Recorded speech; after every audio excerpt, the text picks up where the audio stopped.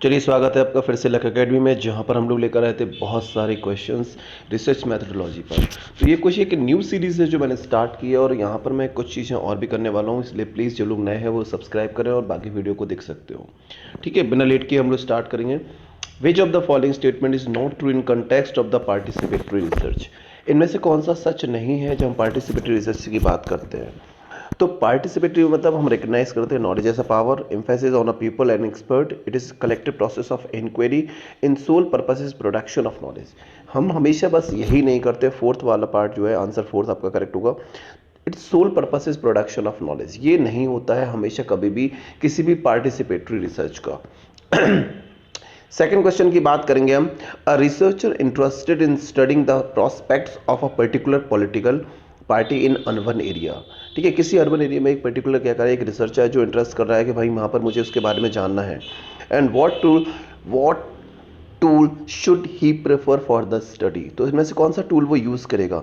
Option दे रहा है आपको, रेटिंग स्केल का यूज़ करेगा, इंटरव्यू का यूज़ करेगा, क्वेश्चन आयर का यूज़ करेगा, ये शेड्यूल। नॉर्मल सी बात है भाई, आपको पता ही है कि क्वेश्चन आयर ही हम वहाँ पर यूज़ करेंगे, क्योंकि हमें किसी पॉलिटिकल पार्टी के बारे में अगर जानना है तो हम वहाँ पर करते क्या है भाई, लोगों के पास जाते हैं, उनसे पूछते हैं कि भाई किस पार्टी को आप वोट देंगे, किसको नहीं देंगे, किसका काम अच्छा है। दैट मीन्स हम एक क्वेश्चन आयर करते हैं, हमें क्वेश्चन करते हैं, काफ़ी लोग होते हैं, तो वो हमारा एक टूल हो जाता है। नेक्स्ट क्वेश्चन आता है कि ethical norms in research do not involve guideline for. जब हम इथिकल नॉर्म्स की बात कर रहे होते हैं तो उस वक्त हम लोग को कौन कौन सी इन्वॉल्व गाइडलाइन नहीं होती है भाई? थीसिस फॉर्मेट है, कॉपीराइट है, पेटेंटिंग पॉलिसी है और डेटा शेयरिंग पॉलिसी है। तो थीसिस फॉर्मेट किसी भी तरह के इथिकल नॉर्म्स में नहीं आता है, क्योंकि वो डेटा चोरी या डेटा थेफ्ट पर काम नहीं करता है। हमेशा में याद रखना, इथिकल नॉर्म सिर्फ कॉपीराइट आता है, पेटेंट करने के लिए आता है, डेटा शेयरिंग पॉलिसी पर आता है, लेकिन थीसिस फॉर्मेट पर नहीं आता है। हर यूनिवर्सिटी का अपना अपना अलग अलग फॉर्मेट है।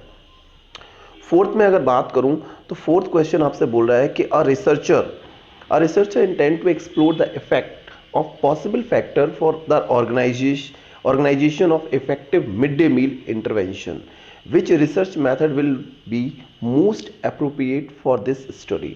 एक रिसर्चर जो है वो एक्सप्लोर करना चाहता है effect of possible factor for organisation of effective mid day meal. जो मिड डे मील की प्रोसेसिंग है उसको वो अच्छे तरीके से जानना चाहता है, उसको थोड़ा सा एक्सप्लोर करना चाहता है।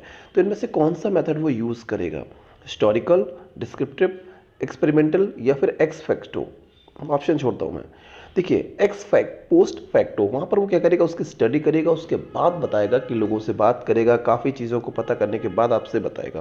That is x post facto method. Fifth में बात कर रहा हूँ,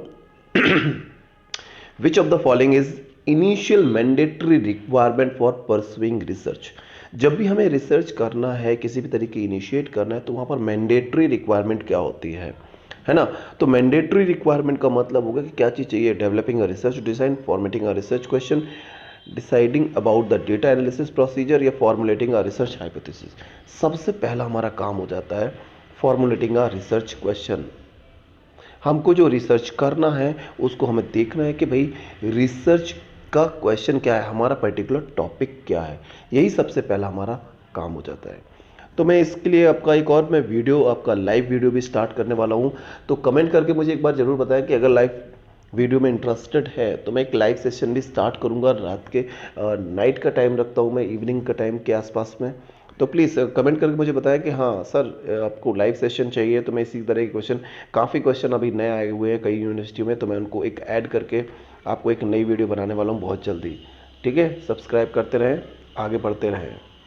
चलिए, नेक्स्ट बोल रहा है, the format of thesis writing is the same as. जब हम बात करते हैं कि format of thesis writing is the same as in, जब हम प्रिपरेशन करते हैं किसी रिसर्च पेपर का या आर्टिकल का, या फिर किसी सेमिनार प्रेजेंटेशन का, या फिर रिसर्च डेजर्टेशन का, या फिर presenting a workshop conference paper. तो जो रिसर्च का आपका डेजर्टेशन होता है, जैसे नॉर्मल हम लोग बात कर रहे होते हैं, आपने एमफिल में भी किया होगा, कई लोगों ने एमएससी में भी किया होता है, तो डेजर्टेशन का मतलब होता है जैसा वही फॉर्मेट होता है थीसिस राइटिंग का भी।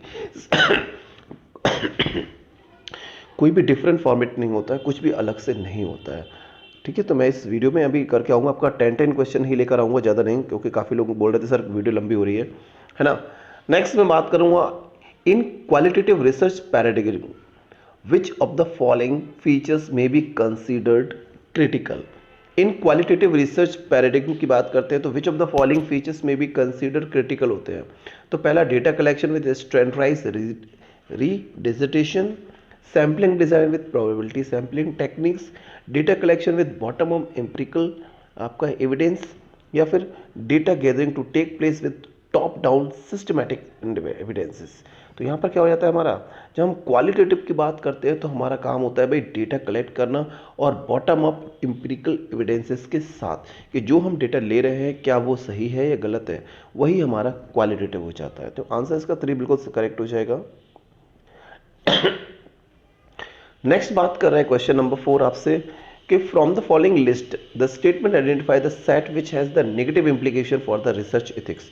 इनमें से हमको देखना है कि भाई नेगेटिव इंप्लीकेशन आपको कौन सा रिसर्च एथिक्स दे रहा है। पहले समझते हैं सेट को। पहला सेट हमसे बोल रहा है a researcher critically looks at the finding of another research, भाई है या नहीं आप देखते हैं। Related study are cited without proper reference, ये सब आपका पैराडिज्म में आता है, प्लेगरिज्म में आ जाता है सारी चीज़ें। Research findings are made the basis for the policy making.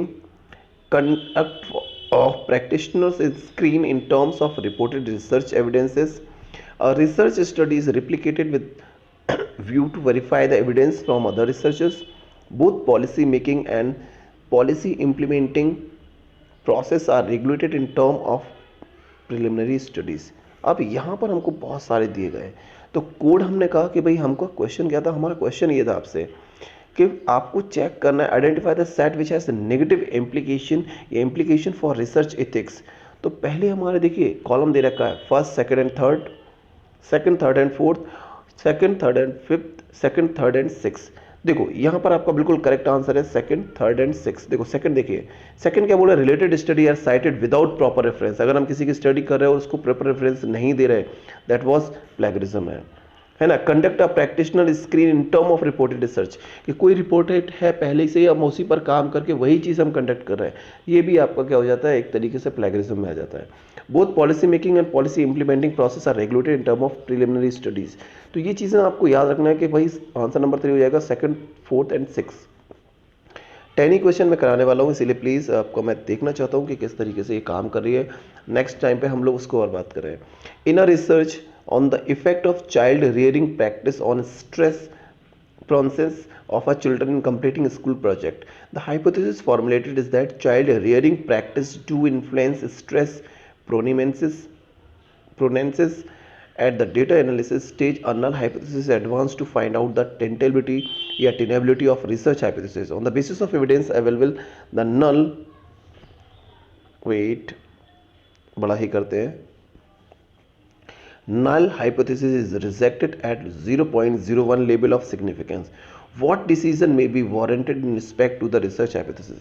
यहाँ पर जब हम बात करते हैं कि जब भी हम कोई चीज़ लेते हैं, कोई टॉपिक डिसाइड करते हैं और वहाँ पर हमारी हमको 2 हाइपोथेसिस ली जाती हैं, एक नल हाइपोथेसिस और एक होती है हमारी क्या ऑल्टरनेट हाइपोथेसिस। हम जो बोल रहे हैं वो सही है या गलत है, ठीक है, उस बेस पर अगर हम जो बोल रहे हैं वही सही है तो दैट मीन्स हमें क्या करना होगा, हमारी नल हाइपोथेसिस रिजेक्ट हो गई। अब हमको क्या करना है, तो वहाँ पर हमने देखा कि भाई लेवल ऑफ सिग्निफिकेंस कितना आया आपका कि भाई 0.01, मतलब 0.01% चांसेस है कि वो गलत होगा, अदरवाइज वो सही है। That means research hypothesis will also be rejected, बिल्कुल गलत है, रिजेक्ट नहीं होगी क्योंकि 0.0 लेवल ऑफ सिग्निफिकेंस पे बात कर रहा है। The research hypothesis will be accepted, क्योंकि जब हमारी क्या है 0.01 लेवल ऑफ सिग्निफिकेंस है, इसका मतलब है कि जो हमारी हाइपोथेसिस है वो एक्सेप्ट हो चुकी है, वो एक्सेप्टेड हो सकती है। तो ये थोड़ा सा याद रखना कि जब भी आपका लेवल ऑफ सिग्निफिकेंस बहुत कम होता है तो हमारी हाइपोथेसिस क्या होती है, एक्सेप्ट हो जाती है। नेक्स्ट आंसर हो जाएगा इसका सेकंड, ठीक है। 10 question. The principal of school conduct an interview session of teachers and students with a view to explore the possibility of their enhanced participation in school program. This endeavor may be related to which type of research? यहाँ पर principal है आपका एक, अगर principal of school conduct एक interview करा रहा है सेशन टीचर एंड स्टूडेंट का with view to explore the possibility of their enhance participation in school programme. School programme में आपको क्या करना है भाई, पार्टिसिपेट ज़्यादा से ज़्यादा करना है। तो ये क्या करा रहा है, एक टीचर और स्टूडेंट के बीच में एक उन्होंने इंटरव्यू कराया हुआ है एक प्रिंसिपल ने। तो ये किस टाइप की रिसर्च होती है ना। अब यहाँ पर हम बात करते हैं इवेल्युएशन, भाई नहीं, क्योंकि पार्टिसिपेट क्यों नहीं कर रहा है। तो फंडामेंटल बिल्कुल भी नहीं, कोई पर्टिकुलर प्रीवियस तो प्रोसेस है नहीं। एक्शन रिसर्च, एक्शन रिसर्च का मतलब होता है जब हम प्रेजेंट के बारे में बात करते हुए, कोई प्रेजेंट फिनोमेना के बारे में जब हम लोग बात कर रहे होते हैं, तो वो सारी की सारी हमारी जो होती हैं वो एक्शन रिसर्च होती है। ठीक है, थैंक यू। आप लोगों को वीडियो अच्छी लगी हो तो इसको सब्सक्राइब करें, शेयर करें और लाइक करें। ठीक है, इसके बाद मैं इसकी पर्टिकुलर हर दिन आपकी 10-10 क्वेश्चन की वीडियो डालूंगा, जिससे कि काफ़ी लोगों को बहुत बड़ा हो रहा था कि 100-100 क्वेश्चन हो रहे हैं, 1000 क्वेश्चन हो रहे हैं। नए 10 क्वेश्चन को हर दिन में आपको अपलोड करने वाला हूँ। Okay, thank you class.